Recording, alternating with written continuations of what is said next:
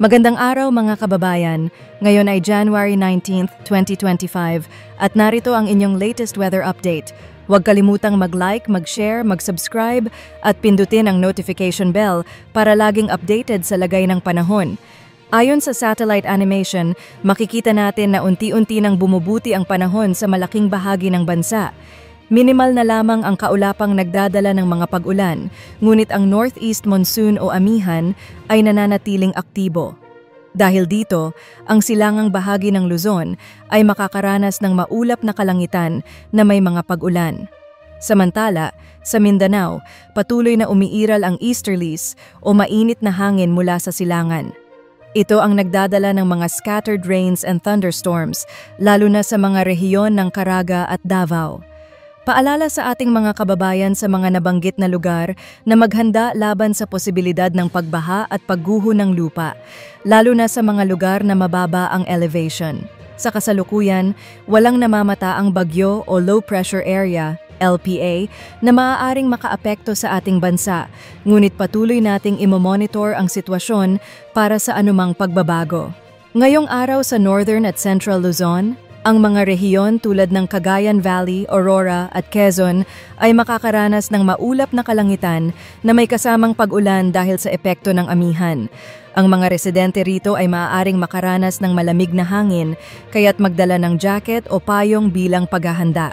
Sa Metro Manila at nalalabing bahagi ng Luzon, inaasahan ang bahagyang maulap hanggang sa maulap na kalangitan.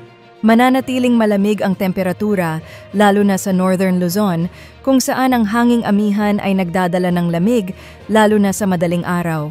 Agwat ng temperatura sa Metro Manila, 23 to 31 degrees Celsius.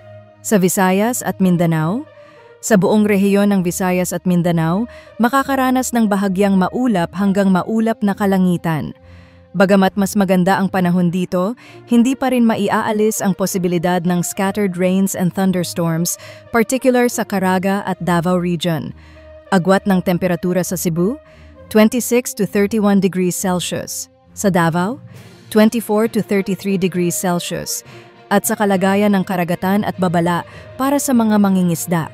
Sa mga kababayan nating mangingisda at may maliliit na sasakyang pandagat, magandang balita dahil walang nakataas na gale warning sa kasalukuyan, kaya't malaya kayong makapalaot sa ating mga baybayin. Gayunpaman, para sa mga lugar sa Northern Luzon at silangang bahagi ng Central at Southern Luzon, asahan ang katamtaman hanggang sa maalon na lagay ng dagat. Mag-ingat sa biglaang pagbabago ng alon, lalo na kung may paparating na malakas na hangin.